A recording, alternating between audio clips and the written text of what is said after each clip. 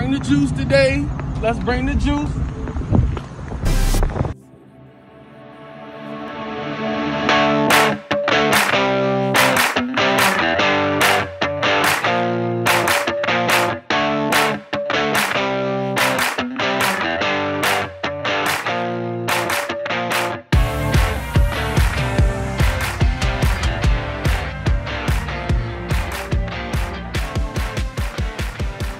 What is going on, everybody, and welcome to the Washington Brawl Podcast, presented to you by the Brawl Network and Manscaped.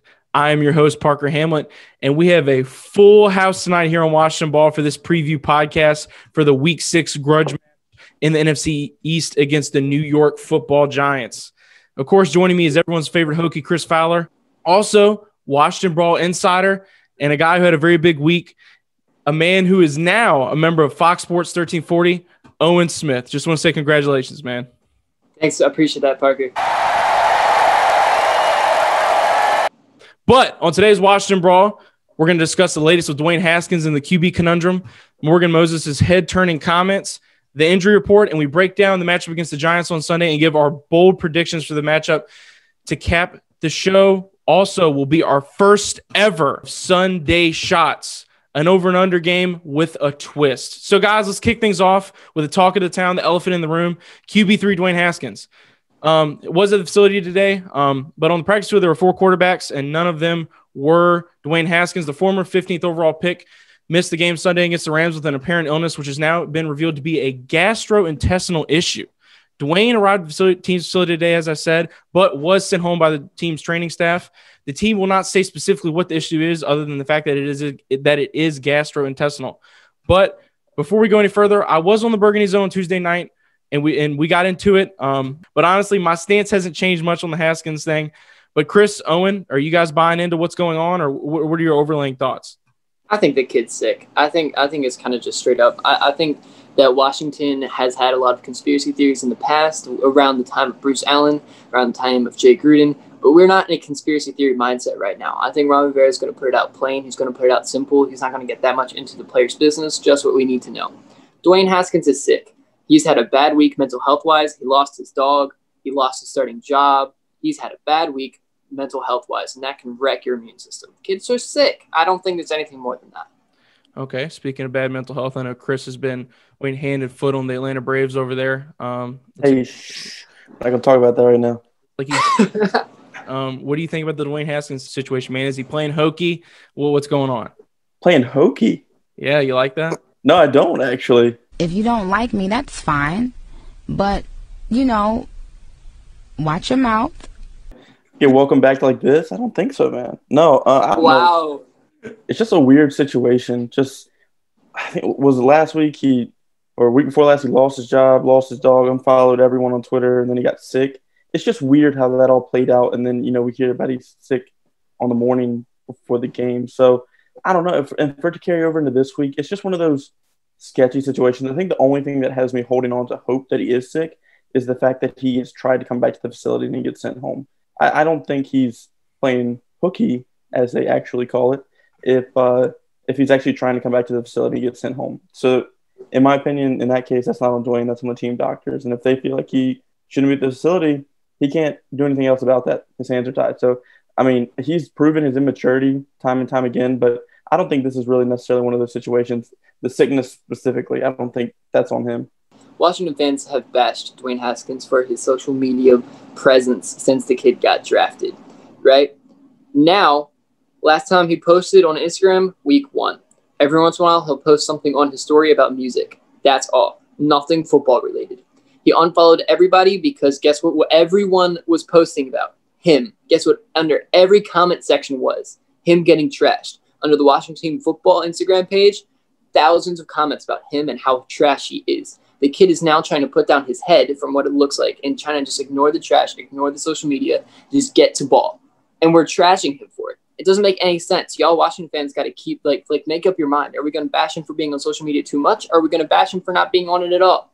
Make up your mind, please. You don't think it says anything about him that the only time he is on social media is when they win? No, I don't think anything at all. Imagine if you lose 3 games straight, what are you going to post? Yahoo guys, good game, haha. Montez Sweat's going to post something about having a good game because he had a good game. Apparently, Haskins talked about having a good game in the locker room and got shut down for it. If he's not going to win, then what's the point of saying anything for him? He's just going to get hate no matter what. Kid's just putting down his head and trying to ignore the hate and maybe play some good ball, which I'd like to see because we haven't really seen that yet. I think 2020 is a different world. We talk about Stephon Diggs this past offseason. What did he do to pretty much send the message that he wanted to be traded? He unfollowed everyone. If he truly didn't want to, if he truly wanted to unfollow everyone in order not to have to see that criticism, that's hard. Just don't get on your phone. Cut your notifications off. You know what I mean? The fact that he went out, he knows he's the face of the city in DC. He knows he's a high-profile player in the NFL.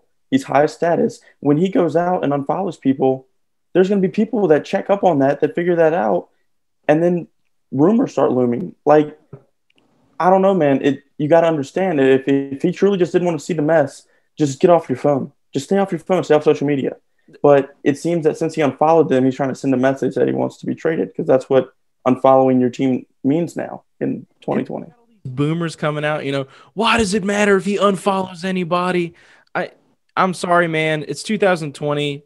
When people are hiring you, they look at your social media. Your family sees your social media. Everybody is looking at social media. They look at what you post. And Dwayne Haskins was clearly trying to send a message there by unfollowing the team, unfollowing everybody affiliated with the team. He even unfollowed Redskins today, man. What did Jordan do to him? Absolutely nothing. A lot like ourselves, we supported him throughout everything. And to me, it just felt like the equivalent of a temper tantrum. I do agree with Owen. He's going through a lot. Lost his dog, his job, and everything within 48 hours, and now he's sick. I mean, he's clearly at a low point. But you can't be loud when you're winning and quiet when you're losing. It just doesn't make you look like a leader, You see Russell Wilson will lose a game, he'll be like, oh, we'll get him next week, go Hawks. And just to see Haskins only talking when the team is doing well does nothing but overall just kind of send a bad message. I don't think that he's faking it, so to speak. I do think that the timing of this is very convenient. I think that's fair to say, right? Absolutely. And I think that's what hurts him the most. Rivera did say today that this was not a distraction for the team and that they want Dwayne to feel better. As everyone's seen on Twitter, when it isn't down, it is being reported that Dwayne and his camp are requesting a trade. Oddsmakers currently have Haskins remaining on the roster for the remainder of the 2020 season. But with the deadline fast approaching here in a couple weeks, do you guys anticipate Haskins being shipped out? No. I don't think any team will bite right now. There's too many uncertainties. He's either sick or he's not playing decent ball or he's not a good leader. Right now, a team's not really going to bite. The most we're going to see for him right now is probably a 5th-round pick at max, a not spotlight player. And that's not what Ron's going to get for a former 1st-round pick. He doesn't want to trade Haskins for that much, and no other team's going to give up that much for him. So I don't think it's going to move anywhere quite yet.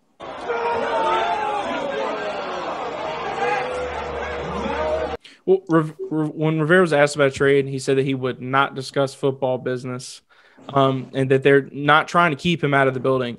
The real question is, if there were hypothetically a trade to happen, even though he says he doesn't want to talk hypotheticals, who would trade for Haskins? Media's John Keim has reported that no teams have officially inquired about Haskins. Chris, do you think there are any teams that pop up in your head off jump that you need Haskins? I don't know who exactly it would be beneficial for. The one team that I really like, and trust me, I am a Dwayne Haskins supporter. No matter what he's done these last 2 weeks, I want him to stay in DC. But if he does get traded, I would love to see him go to Pittsburgh. That's insane. When he came out of college, I felt like he was a Big Ben comp. He gave me that vibe, big dude, hard to bring down, can be mobile when he needs to be, but isn't known for his mobility and his speed or anything. And, Big Ben is getting up there. And Duck Hodges and Mr. Helmet Face, can't even think of his name right now. Mason Rudolph, that's right. Yeah, Mason Rudolph. They had their opportunity. I'm not saying it's their only opportunity. They got a fair shot last year, but they did have an opportunity to showcase what they had, and Mike Tomlin just might not love it. And what's it hurt to bring one more guy in there? A guy like Dwayne Haskins, a product of Ohio State, who was a 1st-round draft pick, who shows that he does have flashes of potential. And I'm not saying Rivera's a bad coach. I'm not saying Scott Turner's a bad coach, but Mike Tomlin might be able to give him something that those guys couldn't, or that the previous regime couldn't. And maybe he could turn out to be a really good quarterback following up on Big Ben. But I also want to make the point, going back on Owen's point when he talked about possibly trading him, teams aren't interested in him. We got to look about it from the football team perspective too. We saw last week how easy it is to go down a quarterback. And next thing you know, you have Alex Smith in the game with no backup. Your starting tight end, Logan Thomas, was your backup quarterback at that point. So there's no one to come in and fill that void if it needs to be. So I think just for the situation we have at hand where a quarterback can go out at any point in time, you need to keep him on the roster just so Steven Montez never sees the field. I know. I don't know why people even bringing up Steven Montez. And I think with that huge incentive, it just doesn't make sense for the Washington football team to make this move. It is being reported that Washington is sort of expecting kind of a Josh Rosen type of deal to happen here. I think that's foolish. I think outside of those last 4 games last year, Haskins has given you nothing to make has given no organization anything to make them want to go out and get him, even if, it would be relatively cheap. And the Washington football team is going to want plenty of compensation in return for a first-round draft pick. We are close to the trade deadline, though. Before we move on, are there any trades you guys are possibly looking at? AJ Green possibly on the block. Around the NFL, there's a lot of trade talks happening. So is there anybody that you guys are interested in the Washington football team possibly pursuing? I do like AJ Green. I do like Allen Robinson. Those are the 2 guys. Yeah, you knew it. I was gonna screw with you and say Allen Robinson just to see your reaction. No, yeah, Allen Robinson. I'm always on his hype train. You're never gonna get me off it. He's the second best thing that we could have gotten for this team besides Stephon Diggs when we didn't scoop him up. So I'm on the Allen Robinson team. But maybe we can wait till free agency. I don't know. We need a wide receiver. We need it bad. Just get me one that can actually do something. That's all I really care about. That's kind of where I am too, man. What about you, Chris? I feel like we're in a position, and Ron can say what he wants to about we're trying to win a division this year, but I feel like we're not. And if we're in a position to not win, I don't know if trades are necessary. I just get weary about trading when we're not on the cusp of being great. So I just think keep those assets, keep those draft picks, because you never know if a guy you trade for and give up assets for comes in, gets hurt, stays half the season, and then moves on to free agency. You have to deal with contract issues. And I don't know. I just get weary about trading. I'd much rather just try to rebuild this thing the right way, keep those assets, gain as many assets as you can, and try to make those things work out for you in the future. For sure. I'm very weary about trades as well. They don't always work out. The Washington football team is rebuilding, even though they are trying to go for the division right now. I was on the Burgundy Zone a couple nights ago, and one trade that I certainly thought would benefit the team in the long run would be for a veteran quarterback. We got to talking about your Matthew Stafford, your Matt Ryans. Of course, those are unrealistic options. One guy that I got to talking about is a former Virginia Tech Hokie and a guy who's out of a starting quarterback job right now, and that is Tyrod Taylor. I firmly do believe that if he were to come in, he would give this team a better chance to win automatically compared to Kyle Allen, of course, compared to Alex Smith, who's 2 years removed from football. What do you guys think about the possibility of Tyrod possibly being on the move? Do you think Tyrod can go in, maybe not even just in Washington, but anywhere and kind of fill a void in for a team that's kind of missing that flash at quarterback? I mean, I agree with that. I think Tyrod is a great quarterback. Not great. That word's thrown around way too much. He is a starting quality quarterback, which is something we don't really necessarily have right now. I don't know if he fits in Ron's system per se, but I think it would be interesting to see. He also has a punctured lung last time I checked. I don't think that's a bounce back easy injury, so I'm not sure he's going to see the field anymore this year. But potentially, if he somehow miraculously makes comeback and is back on the field, I would not mind that. I feel like it was a long time coming, man. You know how the Washington football team loves their tech guys. I'm really surprised that relationship hasn't happened yet. What about you, Chris? I kind of feel like I already know your answer, but how would you feel about why Tyrod Taylor in the burgundy and gold? Or is there any other quarterback that you'd possibly want Washington to pursue? Keep it realistic, though, of course. Yeah, no, of course I love Tyrod, and, I think that is definitely biased. I'm not going to sit here and lie that is my completely unbiased opinion. I love Tyrod. I think going for a quarterback in free agency right now the trade deadline is I just talked about trying to hold onto your assets and stuff because you never know how a player could turn out. Well, then you ask a quarterback to come in here and learn a brand new system in the middle of the season. Bad system. Yeah, not the best system in the world. And then you just kind of like throw them out to the wolves. And then you never know what happens once the season's over, what they decide to do in the offseason. So I just think it's kind of like a fine line to ride. But I'll say this about Tyrod. I don't understand how he gets so much hate and criticism. And I want my damn respect, too. Not just from, NFL fans, but by the damn NFL. why does this man not like he is the new Alex Smith when it comes in terms of like staying in there for a few games to build a rookie quarterback up and then sitting him on the bench or stabbing him in the lung. Like it confuses me. I mean, he went to Buffalo. He was in Buffalo. He takes him to the playoffs. Then he goes to Cleveland. People think he failed in Cleveland. Cleveland's kicker missed every game-winning kick in the first, 4 games. I mean, he could have been 4-0 in Cleveland or 3-0. I don't remember exactly, but that wasn't on him. And then he goes to L.A., and I don't think he was doing that bad. I'm not going to lie. I wasn't watching L.A. games this year, but I didn't think he was doing too bad. And then just because of the way things work, the magic of Justin Herbert, he gets punctured lung and he's out for the season. So I think Tyrod is a viable option, a good quarterback, and trust me, I wouldn't be mad to see him in DC. Yeah, I'm not saying it's going to happen, but Tyrod's that journeyman. He's that good luck Chuck of quarterbacks around the National Football League. He's that guy you meet before you meet your husband. He'd be a nice piece, like a stepping stone, a bridge to us finding our guy. I mean, maybe it happens just like Herbert happens in LA, but I don't know. I think Tyrod could come in and immediately play better than all the quarterbacks on our roster. That's just a situation that I feel like would benefit the Watch football team in the long run. But I do agree with you guys. We do need to make a play at the skill position. Got to get a wide receiver, man. They try to go big for Amari this offseason. Lost the bidding war, and now we're nearing the deadline, and there are plenty of guys out there like you're talking about, like Allen Robinson. I don't see him parting ways with Chicago anytime soon, especially with their run they're going on right now. But I definitely think AJ Green is a viable option, man. He's not getting the targets in Cincinnati right now. Everybody's so frustrated on the sideline against the Ravens, saying, "Why don't you guys just trade me? Why don't you guys just trade me?" And I don't disagree with them. I feel like we could kind of get him on the cheap or relatively cheap. We kind of need that big playmaker on the outside. So it'll be an interesting situation to follow, monitor the closer we get to the trade line. It's only a couple weeks away now. But back to Dwayne Haskins. Rivera said that he has no quit on Haskins' development, and offensive coordinator Scott Turner stated that this was a unique situation. So we'll see how all that plays out. Before we move on to Morgan Moses' comments about Haskins, I have to say, guys, it just hit me today. We are getting absolutely robbed of Haskins and Jones. They met last year in Week 16. Both teams were 3-13, and what a lot of people called the Chase Young Bowl. They actually asked him about that today. Oh, no, I heard about it for sure. They said it on the TV. Everybody sending me videos talking about, the Chase Young Bowl, man. I'm not listening to that, man. You think the Giants should have been tanking at that point instead of trying to win in the game? Hey, man. That's a coaching right. I can't. You know what I'm saying? Dwayne went out early in the third quarter too, man, with a leg injury. But up until that point, he was 12 for 15, 133 yards, 2 touchdowns, no interceptions. It looked like we had our quarterback rivalry for the next decade. When both the Giants and Redskins have good teams. Back to the end zone, and how about Dwayne Haskins? The first career touchdown for Hale Hentis. And it looked like the future was bright.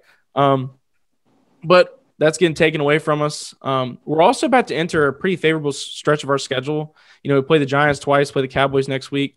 I was just thinking, man, just what a complete waste. It's funny you say favorable because every team we have coming up in this stretch thinks that they have a favorable matchup. I mean, it is the NFC East, or NFC East, as a lot of people are calling it. Yeah, no, that's anyone can win. Literally anyone can win. And we'll get into a little while, but I think down the middle, I think the Washington football team overall has the better roster. But we will save that for later. On to right tackle Morgan Moses, who was talking about Haskins this week and was quoted in saying, a lot of things you can say, but you got to keep your head up and move on and prove people wrong. He'll do that.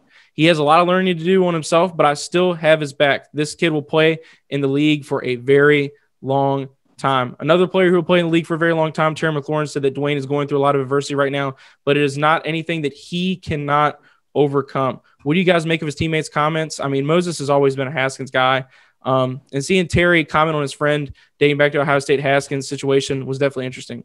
Yeah, I mean, I'm glad that his own teammates are optimistic about him, and I'm glad they want to see him do well and grow and be better, and they have that confidence in him that he can get there. I just don't think that the coaching staff is around it, so that success that Dwayne might get, according to his teammates, might just be somewhere else, which, I mean, you wish the best for the guy, no matter what happens, whether he stays in D.C. or goes elsewhere.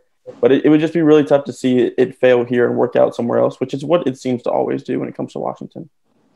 Yeah, and a part of me thinks it's blowing smoke, but Moses has always been a big Haskins guy into the offseason. And Terry did look like he was growing very frustrated with Dwayne's play. Wasn't catching a lot of touchdowns out there unless it was in garbage time. Owen, what did you make of the comments? You think they were just blowing smoke? Nah, I think that if they wouldn't blow smoke. Haskins is not QB1 right now. People don't really support players that aren't going to pass them the ball unless they actually believe in them. Terry is a former teammate. He's seen what Haskins can do. I think Haskins just needs to grip grip the system. The system's kind of trash. I haven't seen anything I like from it yet, so I don't know if gripping it is the right idea. Maybe just tossing the system out the window would be the better option for us. But I guess he needs to get a better idea of what the system is. I like Morgus. I like Morgan. I like Terry. Also, I think Chase Young said something about him down the road. I don't think it's blowing smoke. I think they actually like him. I mean, they're phenomenal teammates. It was kind of expected by these guys. They're true pros. And I like Morgan Moses' energy, man. If this team is to bounce back in this NFC East race, they will need that attitude. And speaking of the race for the NFC East, Moses was asked about it and said he doesn't see this as a rebuilding year because this division, and I quote, is wide the hell open. Do you guys agree with this sentiment? Rivera's been saying it for weeks now, but people kind of been rolling their eyes at it. Do you guys buy into that the NFC East is a lot closer than people think, or do you think this team's kind of already out of it? No, we're definitely in it, man. We're definitely in it. I mean, you look at New York, they're down Saquon. Daniel Jones is not having his year at all. You look in Philly, they just can't get anything right. They're, riddled with injuries, and Carson Wentz looks like he looks like the old Mitch Trubisky, honestly. He just can't do anything right. When you look at Dallas, I think Dallas still has the best chance to win, as much as that hurts me to say. Agreed. Because Dak does go down, and Dak is a great quarterback, I feel like, but Andy Dalton steps in. He got a bad rep because he had a lot of bad years in Cincinnati, but he's not a bad quarterback. Oh. And I just think they have too many weapons. I mean, Amari Cooper, we know how lethal he is. Zeke can get his game in and game out. And we're seeing CeeDee Lamb come into the receiver that he's going to be for years to come. I'm scared of CeeDee Lamb, man. That's not a good recipe for him being in Dallas. But they just have too many weapons. And you can say what you want to. They're still 2-3. They still have a losing record. But they're number one in the division. I think they're going to roll off more wins than any other team in the division. I think if they don't claw out that win against the Giants, this is kind of a different conversation. But Absolutely. I do agree with you. I think that the quarterback play is competent. You go back to Cincinnati, you look at Andy Dalton, he's a guy that, like you said, got a lot of flack, mainly because he's not that franchise quarterback, but he can come in and fill – he is the epitome of a perfect backup. And, a couple of years ago, the New Orleans Saints signed Teddy Bridgewater, and a lot of people kind of just didn't really think much of the move. But when Breeze went down, it kept them above water. Of course, Breeze came back. Dak's not going to come back. He's probably going to miss about 6 months with that compound fracture. But I definitely feel like in this division, Andy Dalton is a competent enough quarterback to keep them above water. Then you go over to Philly. Carson Wentz has a lower QBR, a lower statistical rating than Dwayne Haskins, playing absolutely abysmal football. Mind you, he's not really working with a lot, but still, until he really turns things around, it's hard for me to envision Philly really taking a lead in this division. The win that they did get was not impressive whatsoever, and we beat the dog shit out of them. Watch your profanity. As you already know. Then the Giants will get into them in a little while. Owen, what's the state of the NFC East to you? Do you think Washington really has a chance in all this? Do you believe with Moses' sentiments? Oh, how the mighty have fallen. I remember when the NFC East was the pride and joy of the NFL for a little bit. And each team was at some point considered an elite team, had some type of elite playmaker on each team. And now it's like, whoa, what happened? I think we're still in this simply because everyone else is almost as bad as us. And we can make a comeback if we can change one thing in their system and we can get one little thing to click in our offense, maybe have some type of change up in the defense to make it click. If we have one thing click, which I have seen teams season after season have something click around week 8 and then start churning out wins. If we can make that click and we can somehow force the other teams to go not do that, not like make mistakes, and we can start taking advantage of the mistakes they're making, then yeah, I'm not going to say we're going to go to Super Bowl, I'm not going to say we're going to make it past the first round of the playoffs, but I think we could get to the playoffs. Rivera's looking for validation. That's why he wants his playoff run. Like I spoke about him last week, he made that playoff run when the Panthers started off 3-7-1. I think it was in 2014. They ended up winning the division that season. Their record definitely wasn't impressive, but that was just the state of the division they were in. It didn't take a whole lot for them to come out with the crown. One thing that I found particularly interesting about that matchup against the Giants in Week 16 last year is that this matchup this week has one thing in common with that matchup, and that is that even though we are 5 weeks into the season, guys, 5 weeks, both the Washington football team and the New York football Giants are top 5 in draft order. Again. No! We suck again! We're only 5 weeks into the season.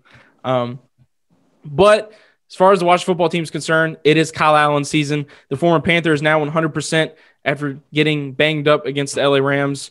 I know everybody's high on Kyle Allen after that scoring drive, but the next-gen stats showed that he did not complete a single pass over 10 yards while he was on the field. And everybody knows those 2 penalties kind of kept that drive alive. I personally don't think we would have – I'm put to this way. I think we still would have lost by double digits to the Rams no matter who was under center. Do you guys anticipate Allen having a better performance this weekend once he takes reins as a starter and gets a full game under his belt? Or what are your expectations for Kyle Allen against the Giants? I'm excited about it. I think that Kyle Allen can get some chemistry with his weapons, and that'll make it better. I think he knows the system, but he doesn't know the people he's in the system with. When he can get a comprehension of that, which is a lot easier to do than, say, the system itself, then he'll be better. He'll be fine. What I really liked about Kyle is he has balls, dude. He will take a hit. He's not afraid to stay in there and make a play. He should sign a Manscaped deal. Shameless plug. Cool. He has the balls. He's where it's at. I've never seen that from a quarter, or I have seen that, but I haven't seen it in a little bit from a quarterback. Alex played really scared, which I'm not going to blame him for. Dude almost lost his life because he took a hit. I'm never going to blame that man a second, but he did look scared. It's just a simple fact. And so I do think that moving forward, it's a sick quarterback, a scared quarterback, or a half-decent quarterback. I'm going to go with the half-decent. It just seems like the best out of the 3 trashy options right now. Chris, what are your expectations for Kyle Allen this Sunday against the Giants? I think it'll be better than the Rams for sure, just because you can't get much worse than that. But honestly, he's not going to do anything if he doesn't get protection. And that's the bottom line. I think that's what this whole season comes down to. The struggles with Dwayne, the struggles with Kyle thus far. Alex Smith getting sacked 6 times in his return from a broken leg. Like, that is the worst possible thing that could have happened. 3rd down and 4. Some pressure. And there's the first time Alex Smith is hit. It was so tough to watch. I had the show Sunday with Adam and Eve. I know you guys weren't on. So, let me get your thoughts, your reactions to the Alex Smith return. What was running through you guys' heads? What did you think about seeing number 11 on the field again for the first time? And was it 693 days? It was an absolute whirlwind of emotion, man. God bless that man. That's all I'm going to say. Like, he is the Washington hero for my generation right now.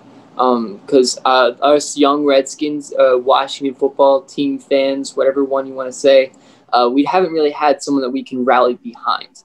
RG3 was, but he never really he left. So I guess you can't really call that as a rally behind player. Alex Smith is my generation's we can rally behind. Oh my goodness, this is the hero of the franchise player right now. And so I felt really happy seeing him on the field. I was like, yes, that's my man's. That's Smith. We share something in common. I don't know why. Alex Smith just made me happy seeing him on the field. Play-wise, I wasn't that happy, but I can't expect him to be an elite quarterback at his age after breaking his leg and almost dying and taking 6 sacks. I can't expect him to play well. In this offense with Wes Martin at left guard having a 0.2 rating. He needs to leave. Well, they're about to mix things up. Before we get into that, though, Chris, I want to get your thoughts on the Alex Smith return. You saw his family in the stands. It was a feel-good moment. Tell me about how you were feeling, how you felt about things from the football side of things as well, because a lot of people are getting caught up on this, saying that it's a good story, but he really doesn't bring anything to the Washington football team as a signal caller at this point in his career. Do you agree with that? I kind of ride the fence a little bit. I'll say when he came in the game, I was not as nervous as I thought I would be when this day came. It was weird. I just thought that I would just cringe on every play, and I still did, especially when Aaron Donald jumped on his back. But, he said that man's got a strong leg. I was like, paraphrasing. He's definitely paraphrasing. Yeah, just a little. I don't know. I was excited. Then he comes out, he completes the first pass. I know it was just like a little quick route to, I think it was McKissick.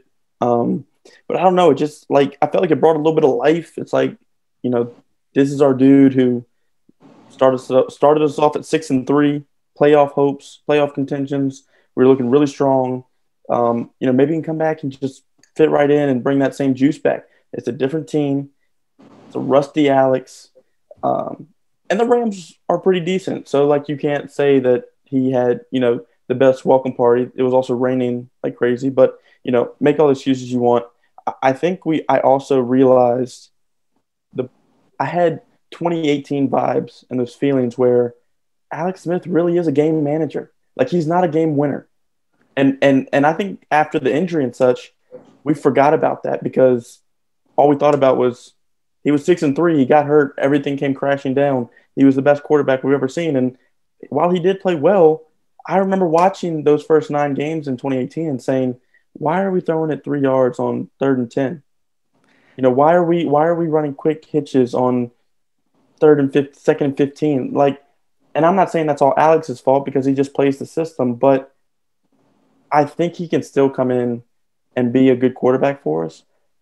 But I just don't think, me personally, and I think other fans out there should not expect the big turnaround in 2018 team again if he does ever become the starter this season. I think one big thing about that 2018 team is that they were actually pretty talented on offense, I'd say. You had a healthy Jordan Reed. Yeah. Well, they had some players. Yeah, I mean, healthy Jordan Reed, pretty healthy wide receiving core. Adrian Peterson, decent core of running backs. Offensive line was relatively held together. And really just the brick that you pull that one brick out in the Alex Smith injury and the entire building just came down.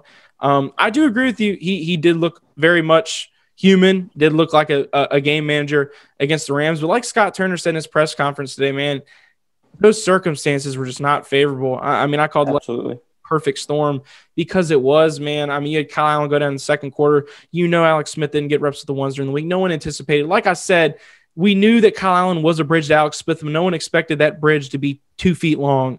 And then before we knew it, Alex Smith's thrown out on the field, and you got Michael Brockers, Aaron Donald, and that just hungry LA Rams defense coming right at a guy who has not played football in 693 days. I believe at some point during the season, now that Alex Smith's kind of upped his way up the depth chart, he will get more reps with the ones, and he will look a lot better. But it's going to take him getting more reps as a starter. It's going to take an actual game plan, not whatever the hell Scott Turner threw together in that second half of football that had a -6 total net yards and no first downs. I mean, that was absolutely piss poor, man. But I said, that's saying it nicely. Yeah, that is phrasing it nicely. I mean, people want to throw Haskins to the Wolves. I think Scott Turner should be right beside him because that guy's more green than Haskins. I mean, that was his 8th game as an offensive coordinator in the National Football League, and it has not looked well. But you said one big reason that Alex Smith was struggling was the offensive line. And Chris, looks like we got some good news coming because Brandon Scherff was activated from the IR with that 21-day window to start practicing. So the team's monitoring him. He's back in the practice lineup this week. Definitely not playing this Sunday, in my opinion. Just more of a precautionary thing than anything. But when he does return, how much of an impact do you think he makes immediately upon returning? I mean, the offensive line's allowed 8 sacks and QB hits last week, like you said. So I think bringing Brandon Scherff back would be huge, right? I'm actually going to say a limited impact because we saw him in this lineup healthy. We saw this offensive line fully healthy, and they still were trash. I mean, we even said it was Brown's game he went out, right? Yeah. And we said then we thought that the offensive line looked better with Schweitzer in there. And I agree. Still agree with that. I would too. I know that this week they've been moving around some other pieces. I think they let Cornelius Lucas and Sadiq Charles look at some guard and left tackle options. Or I think they are trying. I think they obviously understand that there's a problem at the offensive line, and they're trying everything they can do to fit the right puzzle pieces together to give us the best opportunity to have any sort of time back there to throw the ball.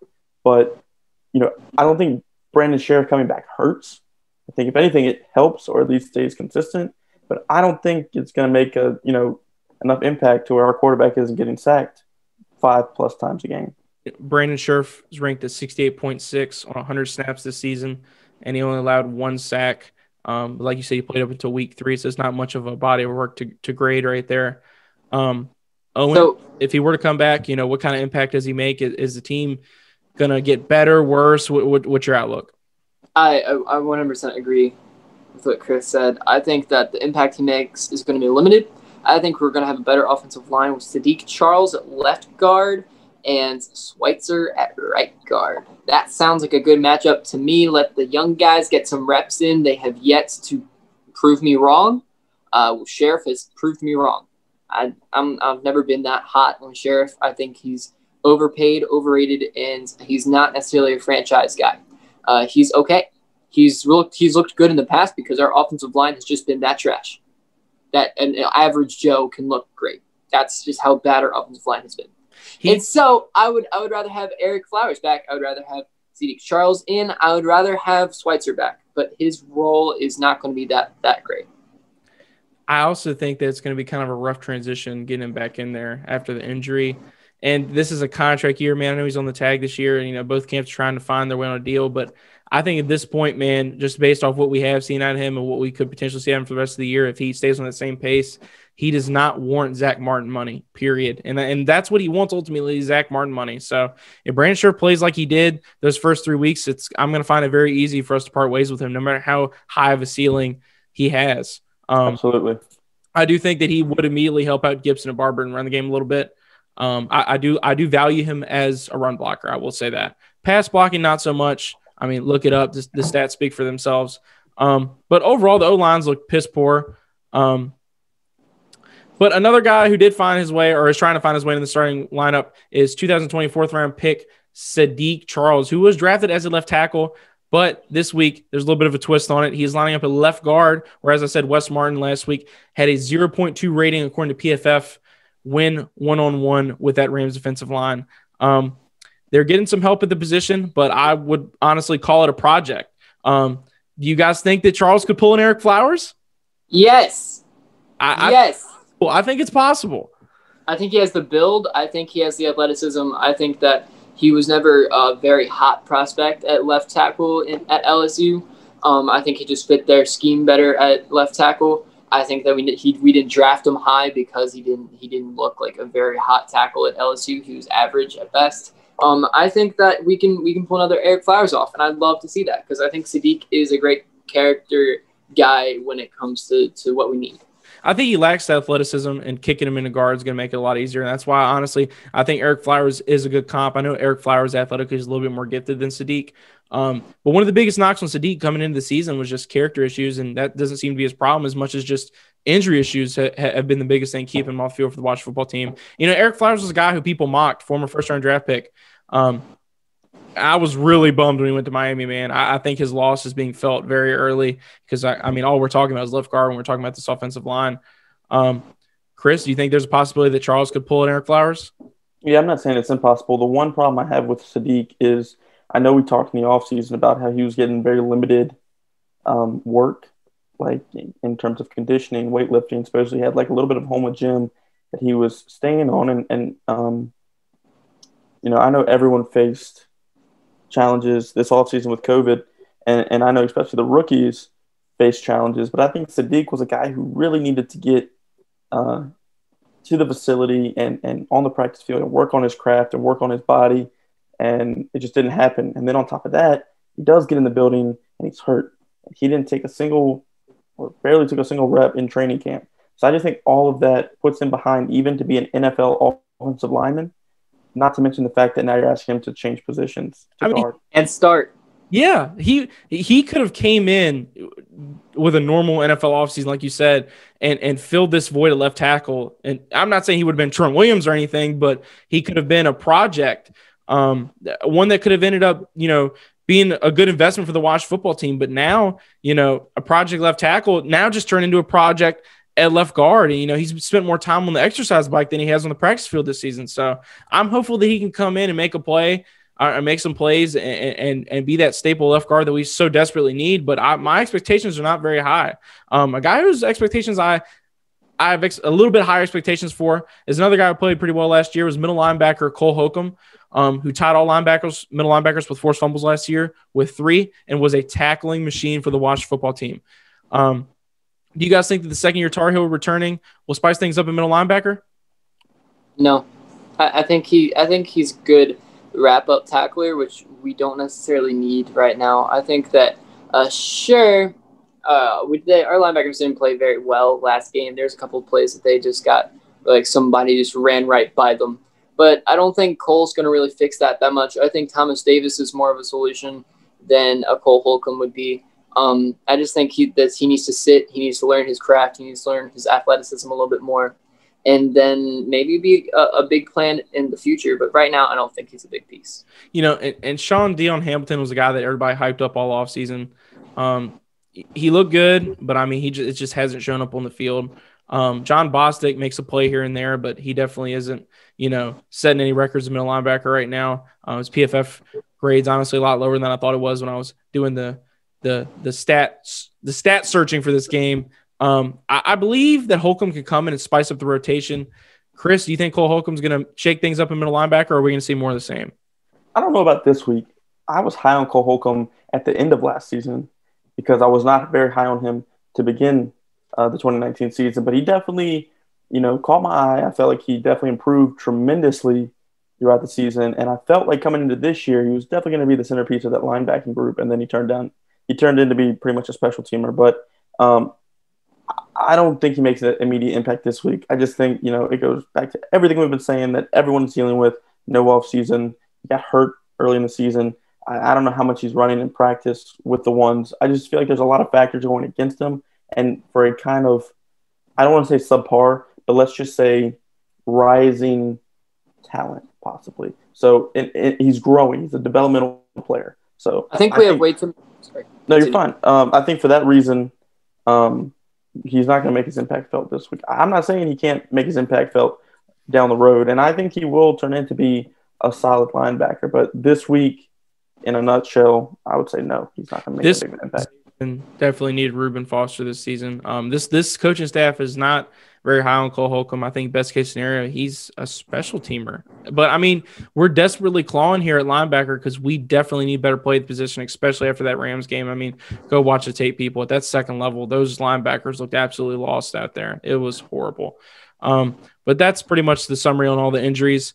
Let's go over to the Giants side for a second. Not much to talk about in regards to them. They have Kyler Fackrell, Dexter Lawrence, Jabril Peppers, and Darius Slayton all listed as limited today in practice. Chris, do you know what isn't limited? Tell me that, Parker. Manscaped.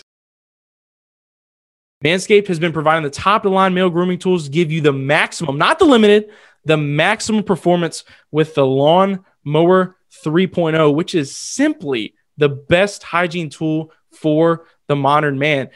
What is the Lawnmower 3.0, you ask? It's waterproof, has advanced skin-safe technology, perfect ceramic blades. I mean, you don't cut, you don't nick. It's got a flashlight, LED light on it, great little charging dock. I mean, it's got it all, man. Everything you need for your male grooming needs right here. You get the Lawnmower 3.0. In the Performance Package 3.0, you also get another few exclusive items. Like I said, not only do you get the Lawnmower 3.0 that I just showed you, but you also get the Crop Preserver and the Crop Reviver. The Crop Preserver is a perfect anti-chafing deodorant for your balls, and the Crop Reviver is a spray-on toner for your sack that is made with soothing aloe and hazel extract that has you feeling revitalized. Normally, you would get all these items together for $89.99, but you can now get the Performance Package 3.0 for 20% off using promo code BRAWL for this limited time offer. That is promo code BRAWL BRAWL to get 20% off the Performance Package 3.0 today. Join the Manscaped family, Washington Brawl listeners. Your balls will thank you. But let's look forward to this Sunday, October 18th at 1 p.m. Ron Rivera's 1-4 Washington football team travels to New York to take on Joe Judge's winless New York Giants for gain in the wide the hell open NFC East. The Giants are currently scoring 12 points a game, while the Washington football team is only scoring 19 points a game. Which offense has the upper hand Which offense has the upper hand this Sunday, guys? Owen, I'll start with you.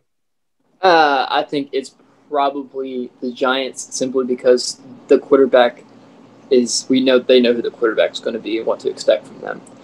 We don't really know what to expect right now. We don't know if Kyle Allen is going to pull some miraculous stuff that he pulled last season and is going to get a handle of what's happening and somehow going to gain chemistry with the people that he has in his offense right now and maybe win some games.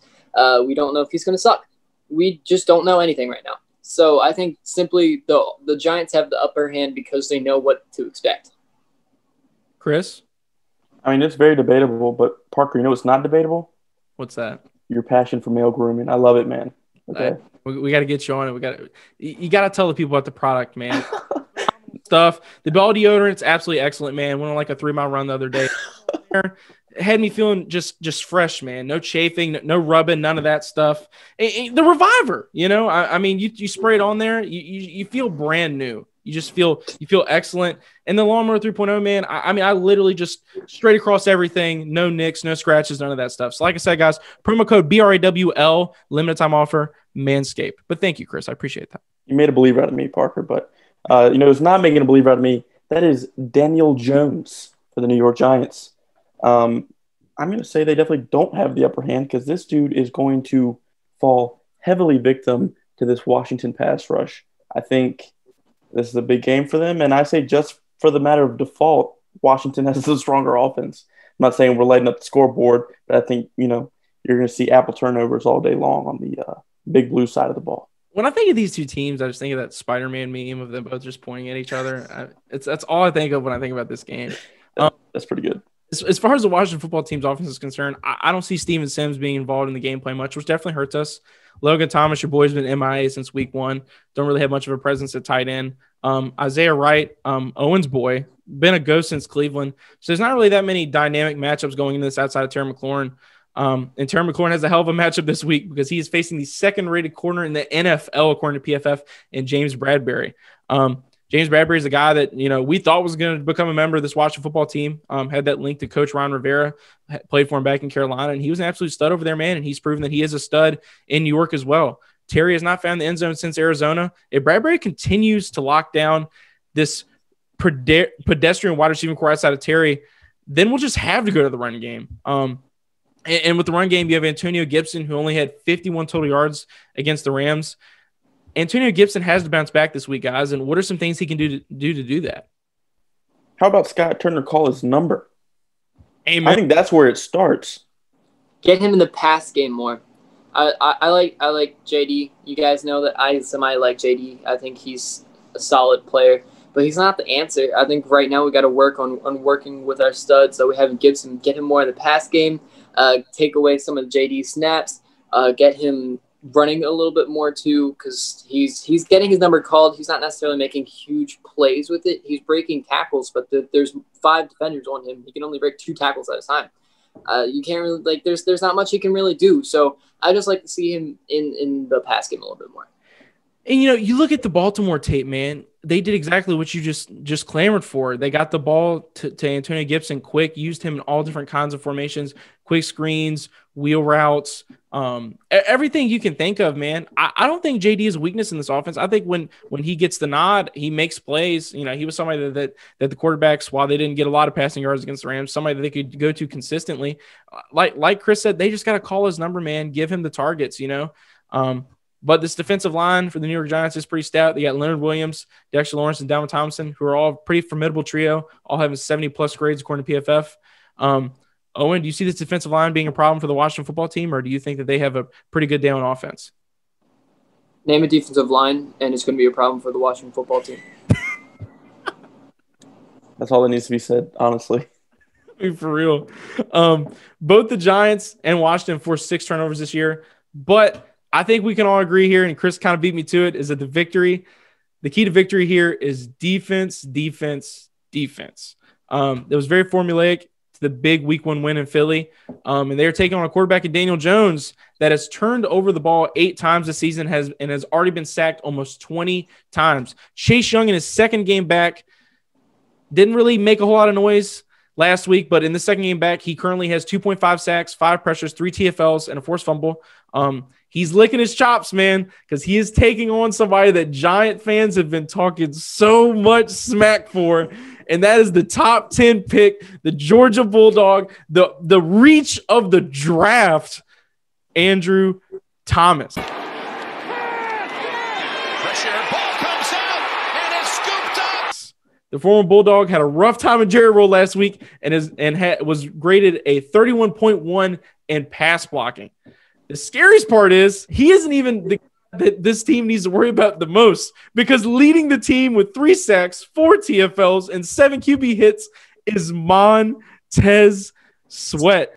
Well, Jack Del Rio wanted to force the offensive tackles to block his defensive ends. That time by. Do you guys see Big Blue containing this pass rush, man? Because I just can't picture it. I think just like Washington, name a defensive line, it's going to be a problem for the Giants.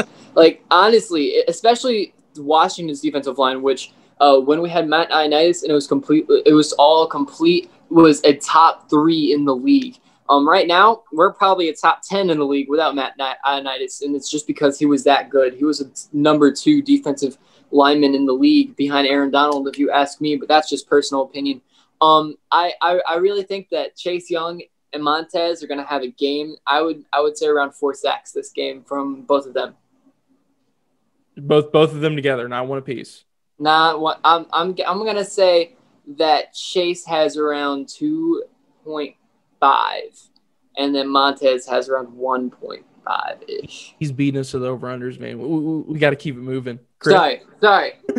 I don't think I'm more excited for a matchup this year than Andrew Thomas and Chase Young.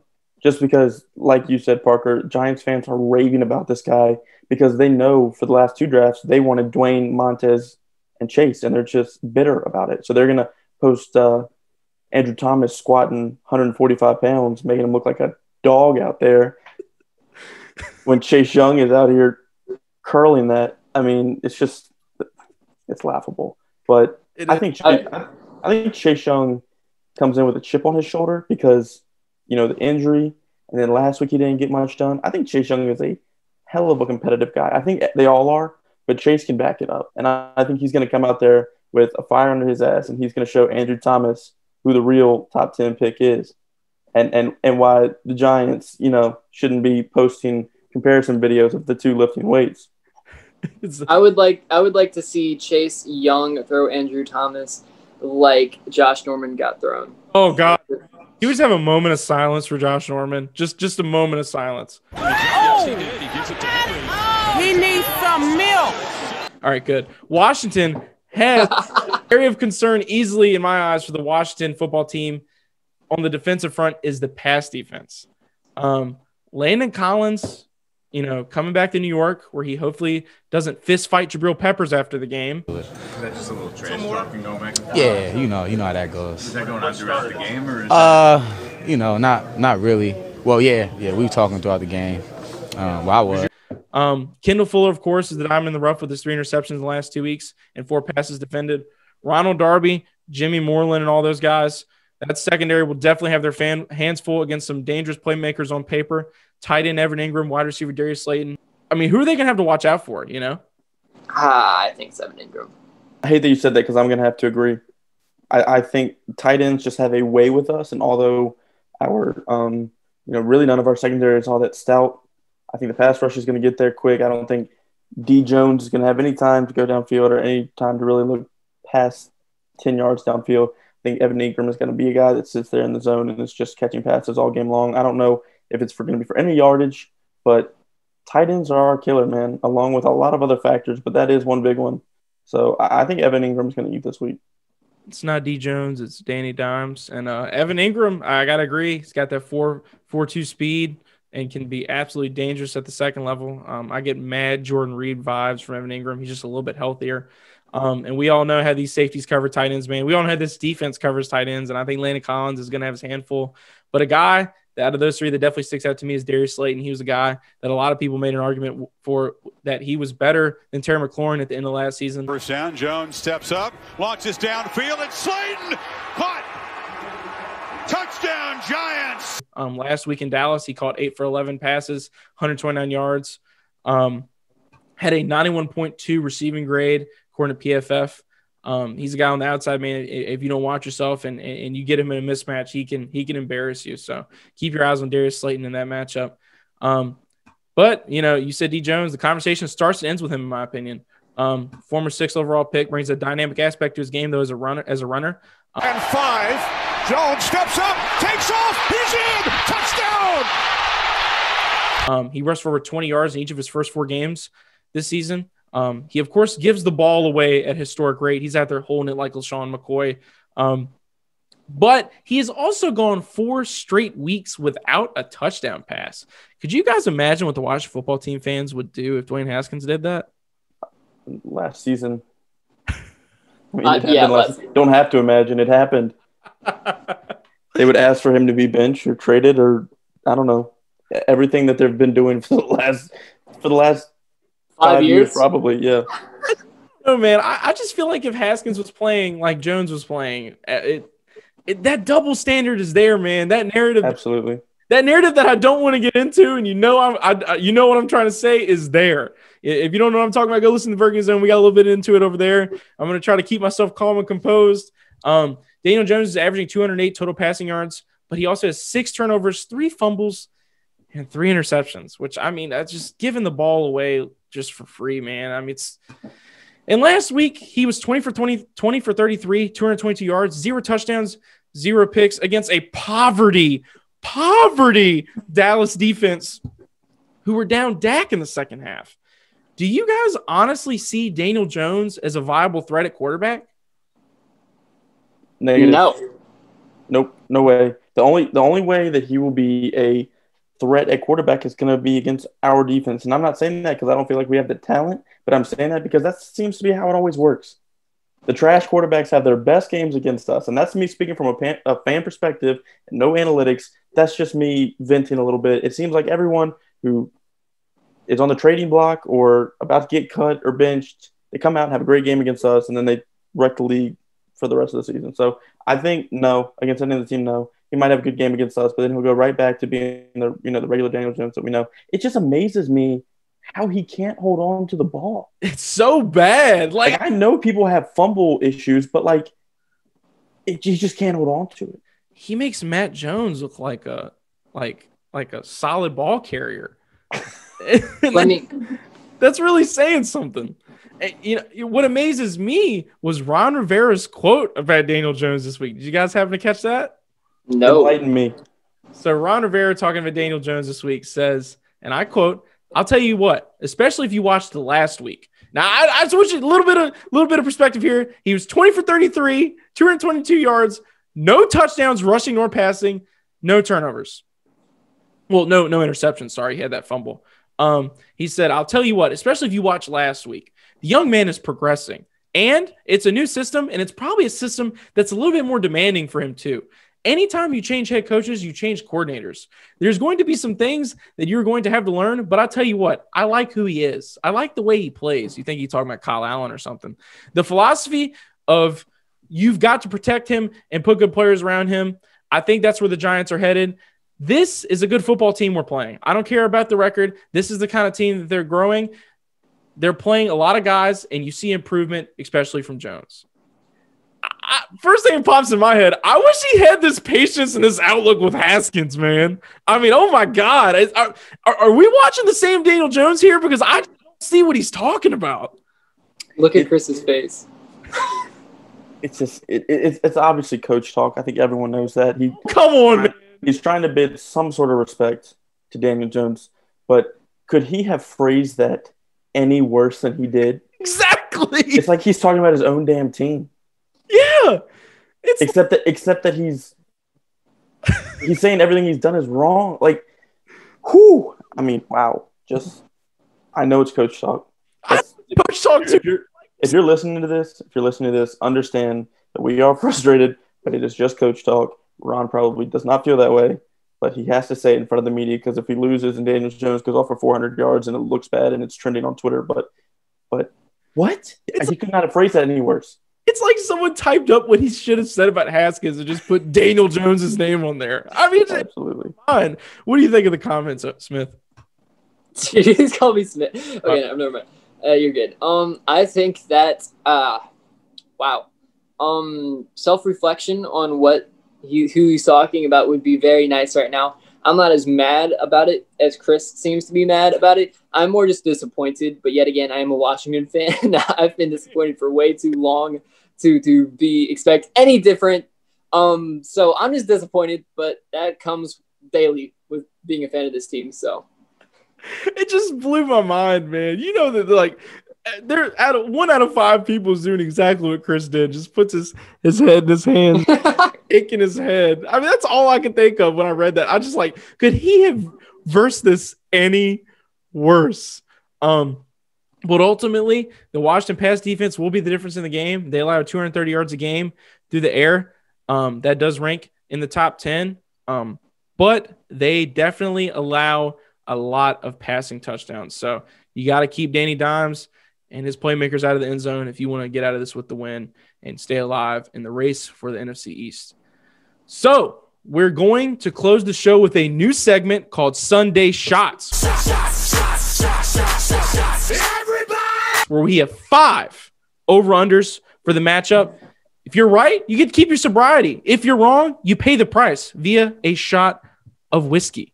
I'm just going to real quickly say that for legal reasons, I am not a part of this. Owen is not a part of it. He's a moderator at best, and that's if we're even aware enough to grasp that concept. So we got 5 over-unders. Chris, start off with you. Number 1, Kyle Allen has under 275 passing yards. Under. Easy. Okay. Under. Okay, so you're going with under. I'm going with under as well. I got a feeling we're not going to take a shot there. Number 2, defense allows over or under 30 points. They have allowed, now, before you answer this question, they have allowed 30 points in their last 4 games. All have been losses. And the New York Giants did score 30-plus points against the Dallas Cowboys. True, yeah. I looked it up just the other day. Washington's defense is averaging 29 points allowed on the season. But the Giants, what did we say earlier? 12 points or 14 points a game? It's like nothing. Yeah, I'm gonna take under the point total. I'm gonna go under. I don't see Big Blue putting up 30. I don't either, man. We did see kind of a sloppy game last year when they played late, but I mean, this is still relatively early in the season. So me and Chris have a lot in common, both going under on number 1 and number 2. So let's get to number 3 out of the Sunday shots. Chase Young, over 2 sacks on the day. Wow, that's tough. I don't want to be overly optimistic because I don't want to be disappointed. He does. I hate to cut you off, but he does have 2.5 sacks on the season. Owen said if he were playing this game, he would pick over because he said that Chase would have 2.5. So if he were to finish with over 2 sacks, he would finish more than what he has on the total for the season right now. Yeah, no, I do agree with that sentiment, but we also have to remember the context, and he hasn't played several games so far in this young season. So I'm going to say I'm really expecting Andrew Thomas to absolutely get destroyed this weekend. So I'm going to take Chase Young on the over 2 sacks. It's a big game for Chase. He makes SportsCenter. I'm taking the over too. I like 2.5 as a number. I like the stat line. I can picture the graphic on Instagram. Chase matches his season total in sacks against Andrew Thomas. I just like the sound of that. And I think it's completely realistic, completely viable. So me and Chris so far in agreement on all 3 as we go to number 4 of the Sunday shots. Devontae Freeman, over under 100 rushing yards on the day. Can I just say that I pray to God that you guys are right? Because that would be a horrible podcast for me. Yeah, but I feel like we're being completely overly optimistic, which if we are, hopefully that means we are hammered when we record our next episode. I am not fucking drunk. Can you tell the time? Yes. I am not fucking... But I'm gonna say under, man. Like, I feel like our defense, if anything, they can stop the run. And I just feel like this is going to be one of those games. I mean, you said Daniel Jones threw 33 passes last week. Yes. I mean, I know that's not top of the number. Like, that's not outrageously high. But I just feel like they're going to get into several 3rd and longs. They're going to have to throw. I think that it's going to be a tight ball game near the end. And you're going to see them throw. I don't think they're going to be that team that gets a big lead and has to try to hold on to it by, running the clock out. So I don't know how many opportunities the run game is going to get for them. And I feel like when they do, I think our run defense is good enough to hold them for, 3 yards to carry possibly. So I'm going to take the under on the 100-yard rushing game. I got to differ from you here for the first time in this entire little thing we're going here in our Sunday shots. We're on number 4 here, and I gotta split it right here because I think our run defense is bad. You're gonna see a lot of people talk about how Jonathan Allen's been a brick wall against opposing run defenses. Well, I don't know that you guys watched all 4 quarters against the Rams, but that committee absolutely ate us alive, and they were averaging those 4 yards a carry. I think the difference here is that the New York Football Giants don't really have a committee, and that's why you bring in a guy like Devontae Freeman. I think that they have to have something on offense, and I think that something is going to be Devontae Freeman. I know that we're not like the worst team in the league against run, but we're definitely bottom 10. I know before the game last week, we were ranked 23rd. It can't be much better, especially after that performance against Rams where they scored a rushing touchdown on the opening drive. Then Jared Goff scores a rush touchdown. So it definitely didn't help us help out our stats in the long run. So it only got worse. I'm going to take the over. I think Devontae Freeman comes in, shows he's still a playmaker in this league. That'll probably be the first shot I had to take on this first ever segment. Now we get to the last one. Does the Washington football team have over or under 20 points? Ooh. Now, mind you, that 20 points is a milestone that this team has struggled to get to. You're absolutely right. Outside of week 1. Yeah. I don't know. I feel like if they don't score 20 points, it's hard to win this game, and I feel like they can win this game, but, I'm going to take the under and hope to be wrong. Okay, so Chris goes under, and I disagree with him for the second time in a row on the last question of the 5 Sunday shots on the last over-under. I'm taking the over, man. I think that this is going to be a sloppy game. I think that the Giants are going to look completely inadequate down the stretch. I think their turnovers are just going to be too much. It's going to be very reminiscent of week 1 where we're just going to score off all those turnovers. And I think a lot of them are going to happen inside the 50 where we're automatically going to be in a position to score. Whether we get 6 out of it or not, I feel like we're going to have a lot of points on the board by the end of the contest. So I am taking the over. So in review, we both have Kyle Allen under 275 passing yards. We both have the defense allowing under 30 points. We both have Chase Young getting over 2 sacks. You have Devontae Freeman getting under 100 yards. I have him getting over. In the last one, I have the Washington football team getting over 20 points. You have them getting under 20 points. Owen, screenshot it. Remember it. You're going to have to hold us to our words come Sunday, man. And we'll be fresh at the game. We're going to be drinking this good stuff live on the Washington Brawl Podcast. I don't know what's going to happen, man, but definitely going to be interesting. That's for sure. So we get to our normal part of the show right at the end. Bold predictions and score predictions. Bold predictions. I'm just going to kick it off with mine, man. I don't know if you guys caught the Giants game last week where they're playing Dallas, but they had a special teams touchdown called back. Joe Judge them did a nice little fake field goal right before the half. Oh, look at this. They run a fake. Ingram's down there at the 10, and he's in for the touchdown. Led to a touchdown pass, ended up getting called back because of an illegal shift. Joe Judge has got a lot of trickery up his sleeve, and I don't think the Washington football team handles those special team touchdowns very well, or that special team trickery very well. It didn't work out for us well against Baltimore either. My bold prediction is that the Giants will have a special teams touchdown in this contest. What are you guys' bold predictions for this week? 3 interceptions by our pass defense. I think Kendall Fuller gets 2. I think Landon Collins gets 1. I think Kendall Fuller gets 2 and leads the league, which right now he's tied for 3 to lead the league right now, which isn't being spoken about enough. I think he gets 2 to have a total of 5 on the season going into week 7. That's a good one. I can actually see that. Chris?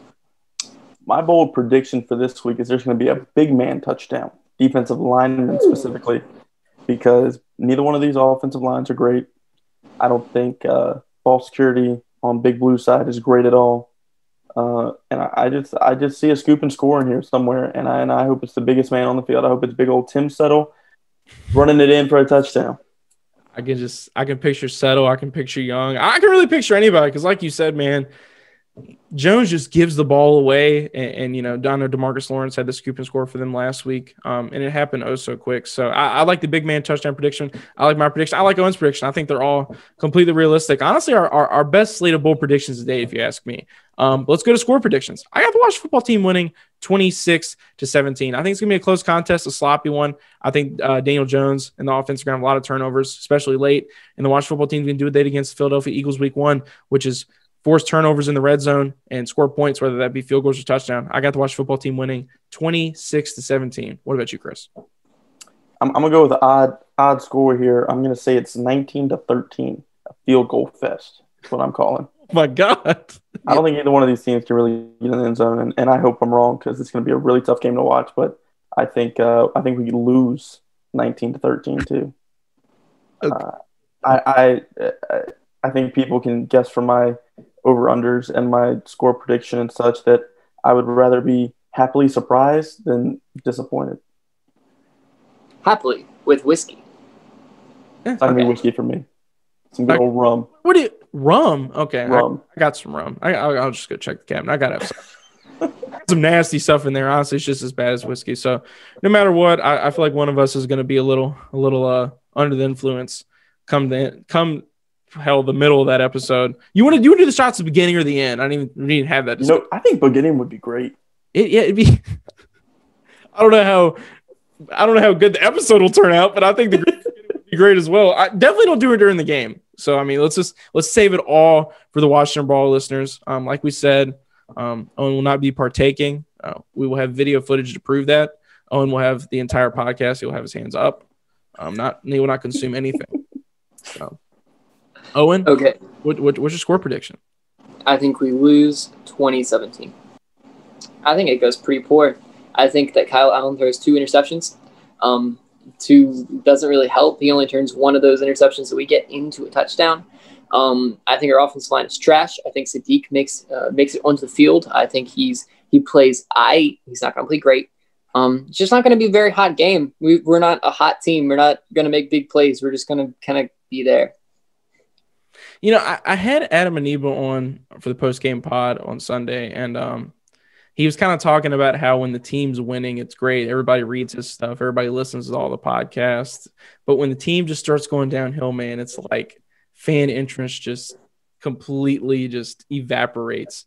And, you know, I've talked to other content creators, and they seem to be having the same issues. People aren't reading articles as much. People aren't listening to podcasts as much.